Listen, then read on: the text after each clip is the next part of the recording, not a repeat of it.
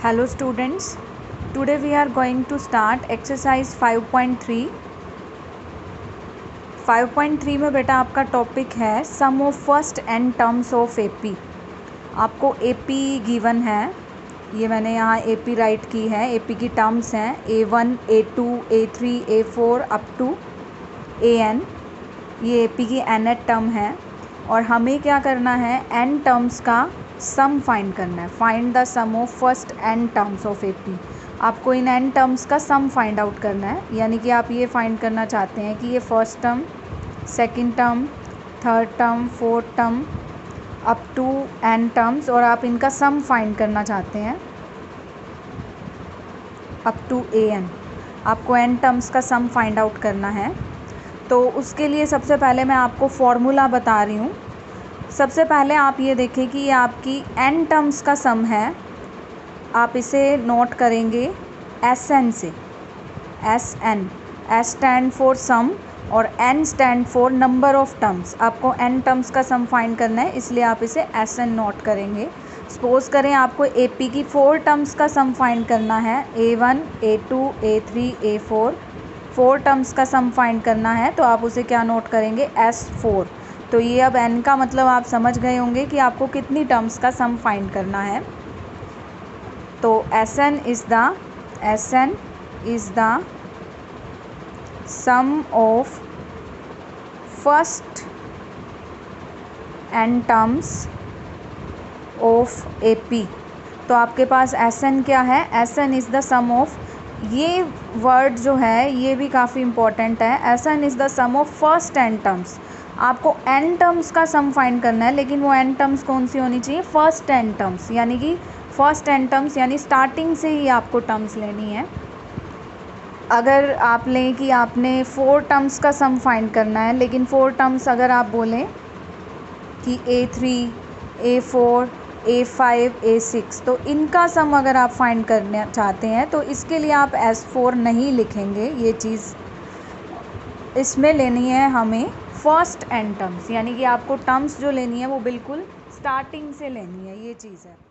तो अब सम of n terms का आपका फॉर्मूला है SN is equal to n/2 into 2a plus n-1 into d। Sum of n terms आप समझते हैं कि AP की n टर्म्स लेनी है आपको, A1, A2, A3 up to AN, और इन टर्म्स को आपको क्या करना है, ऐड, यानी कि आपको इन सब का सम फाइंड करना है। तो इन सब के सम को आप क्या लिखेंगे, SN, और SN का आपका फॉर्मूला रहेगा n/2 into 2a plus n-1 into d। A क्या है यहाँ पे, आपकी फर्स्ट टर्म है, D क्या है, कॉमन डिफरेंस रहेगा, और n मतलब सम ऑफ n टर्म्स, n का मतलब है यहाँ नंबर ऑफ टर्म्स। तो ये आपका सम ऑफ n टर्म्स फाइंड करने का फॉर्मूला है। तो ये आपका SN का फॉर्मूला होगा। उसके बाद यहाँ हम SN का फॉर्मूला ये भी ले सकते हैं, n/2 into a plus AN। Sum of n terms is equal to n/2 into a plus AN। तो ये क्या चीज़ है आपके पास, n टर्म्स आपकी ये हैं और आपको इनका सम फाइंड करना है, इसलिए आप SN लिख रहे हैं। SN is the sum of n terms is equal to n/2। यहाँ आपको लेनी होगी इसकी फर्स्ट टर्म, ये आपकी फर्स्ट टर्म है, आप लिख सकते हैं ये first term, value of the first term, और AN का मतलब है वैल्यू ऑफ nth टर्म। और यहाँ nth टर्म का मतलब क्या है कि sum of n terms find करना है, तो ये nth टर्म, यानी कि आप ये भी कह सकते हैं कि ये टर्म हमारी कौन सी है, लास्ट टर्म।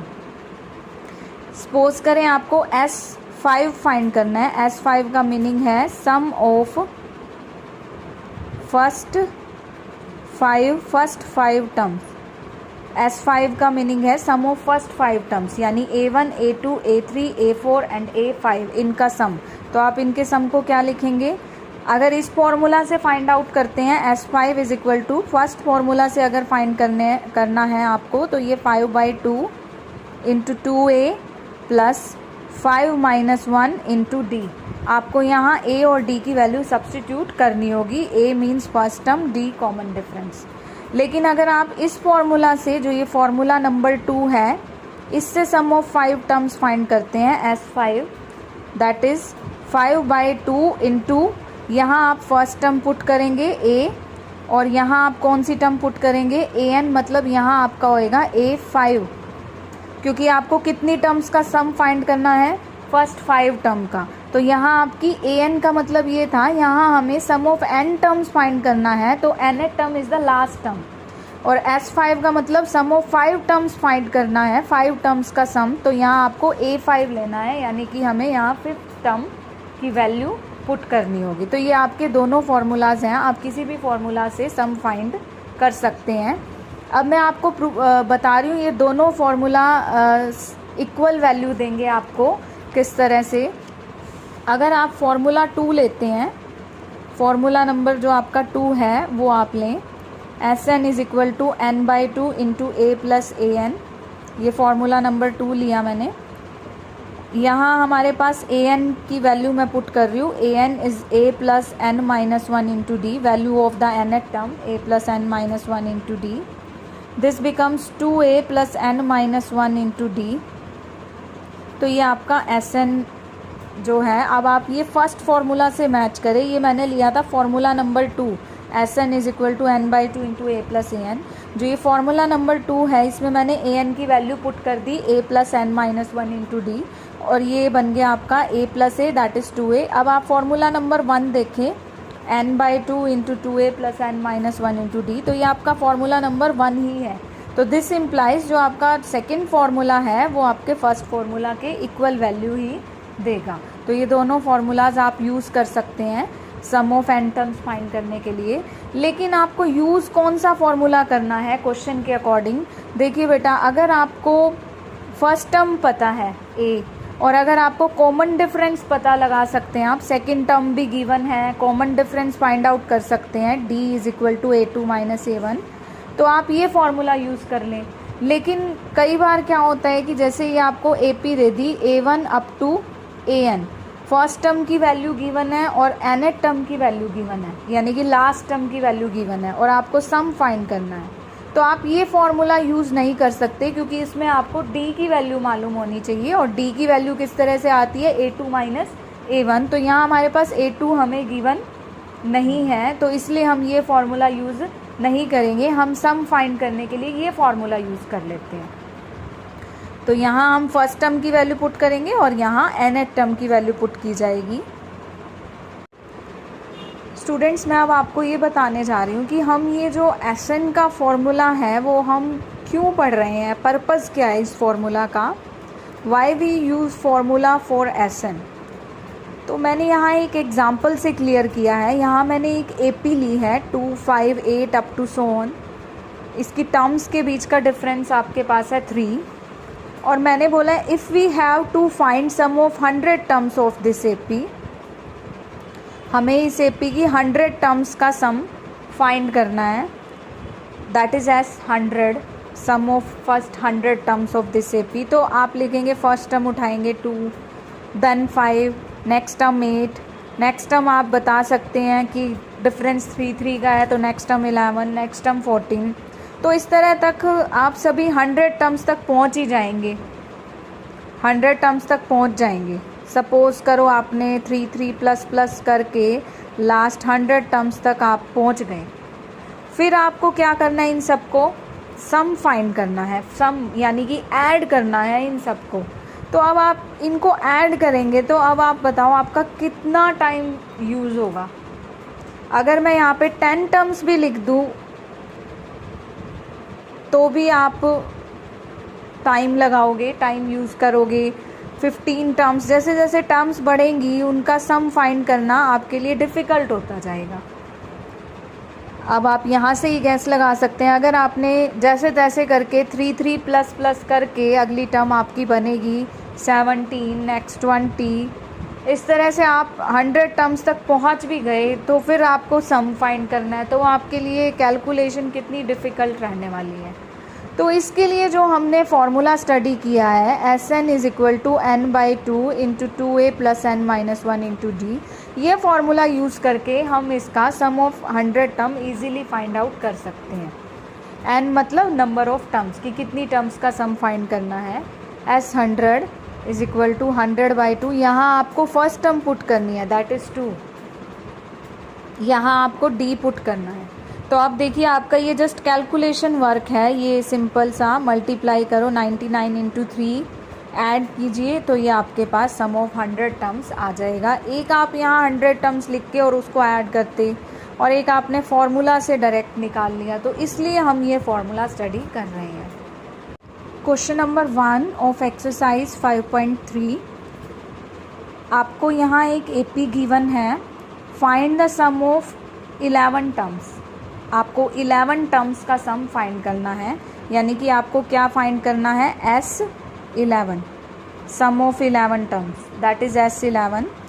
क्या फॉर्मूला है आपके पास सम ऑफ n टर्म्स का, Sn is equal to n/2 into 2a plus n-1 into d। तो S11 that is sum of 11 terms is equal to 11/2 into 2a plus 11-1 into d। तो here a is equal to 1/15 and d is equal to a2 minus a1, that is 1/12 minus 1/15. Take LCM 60, that is 1/60। तो ये आपके पास d है। आपको find करना था सम of 11 terms, इसलिए हमने यहाँ n की वैल्यू 11 पुट की। S11 इज इक्वल टू यहाँ n की वैल्यू 11 पुट की। अब मैं यहाँ a और d की वैल्यूज़ भी पुट कर रही हूँ। a आपके पास है 1/15, 11 माइनस 1 दैट इज़ 10, और d आपके पास है 1/60,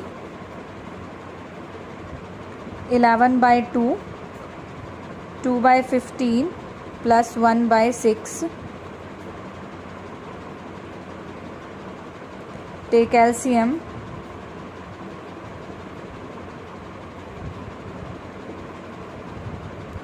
सिंप्लीफाई कर रहे हैं हम ये।